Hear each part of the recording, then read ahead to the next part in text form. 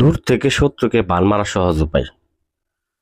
আমি আজকে আপনাদেরকে দেখাবো কিভাবে এই স্ক্রিনে দেওয়া এই নকশাটার মাধ্যমে দূর থেকেই অতি সহজে কিভাবে আপনার দুশ্মনকে, আপনার শত্রুকে একেবারে শেষ করতে পারবেন।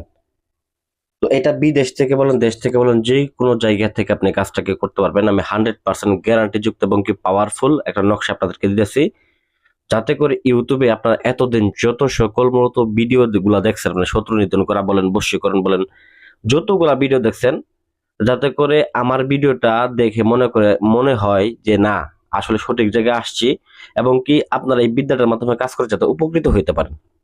তো আজকে আমি এই সম্পর্কে কিভাবে কাজটা করবেন, কোন উপায়ে করবেন, সম্পূর্ণ পূর্ণাঙ্গ বলে দিব।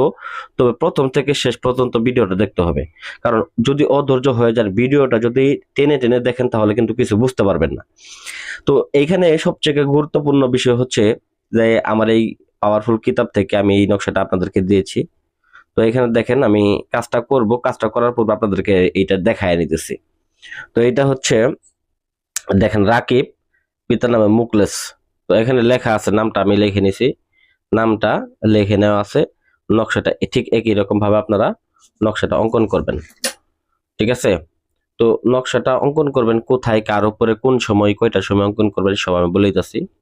তো কাজটা করার সময় অবশ্যই আপনাকে কামসিঁদুর নিতে হবে, বাজার থেকে কামসিঁদুর কিনে আনতে হবে, এবং কাজটা করতে বসবেন যে কোনো শনিবার অথবা মঙ্গলবার দিন।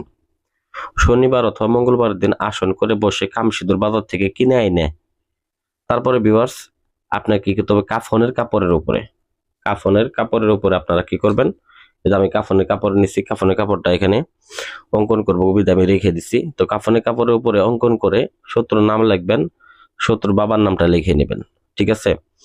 তো এখানে সব থেকে যে একটা বড় বিষয় আমি বলে নিই, কাজটা করার পূর্বে কিন্তু অবশ্যই আপনার শরীরটাকে বন্ধ করে নিতে হবে। এটা অত্যন্ত পাওয়ারফুল একটা বিদ্যা। তো যাই হোক, অতঃপর এই নকশাটা কাফনের কাপড়ে উপরে অঙ্কন করবেন কামসিঁদুর দ্বারা, যে কামসিঁদুর বাজার থেকে আপনি কিনে আনছিলেন। তো অঙ্কন করার পরে তারপরে কি করবেন, এই নকশাটাকে একটা মাটির পাতিল নেবেন,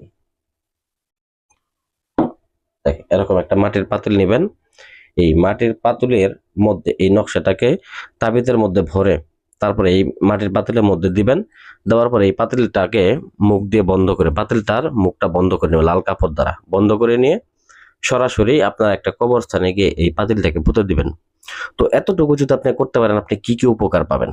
এই নকশার মাধ্যমে যদি সঠিকভাবে আপনার নামটা, পিতার নামটা লিখে এটাকে যদি আপনি কবরস্থানে এইভাবে পুঁতে রাখেন, 24 ঘন্টা থেকে 3 দিনের মধ্যে শত্রু যেখানে থাকুক, যে দেশে থাকুক, যে অবস্থাতেই থাকুক, সে 24 ঘন্টার মধ্যে অসুস্থ হয়ে যাবে। প্রথমত 24 ঘন্টার মধ্যে অসুস্থ, এমন ভাবে অসুস্থ হবে, বিছানায় পড়ে যাবে, ঠিক আছে? তার নাক দিয়ে মুখ দিয়ে রক্ত ছুটবে। তারপরে দেখতে পারবেন যে 3 দিনের মধ্যে সেই শত্রুটা মারা যাবে। এটা আমি 100% আপনাদেরকে গ্যারান্টি দিলাম। তো আশা করি আমার ভিডিওটা ভালো লাগবে, ভিডিওতে লাইক করবেন।